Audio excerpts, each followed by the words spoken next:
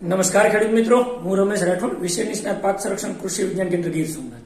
મિત્રો, અત્યારે ખાસ કરીને આપણે કઠોળ પાકોનું ઘણા બધા વિસ્તારની અંદર વાવેતર થયું છે. એમાં મગ, અડદ અને ચોળી જેવા પાકોની અંદર અત્યારે હાલની જે સમસ્યા છે એ છે પાનની અંદર આવતા કોકડવાની સમસ્યા. એટલે પાન કોકડાઈ જવા, છોડ ઢીંગનો રહી જવો, એનો વૃદ્ધિ વિકાસ ન થવો, અને આ સમસ્યા પાછળ કોઈ કારણ જવાબદાર હોય તો એ છે જીવાત, અને એની અંદર થ્રિપ્સ અને સફેદ માખી.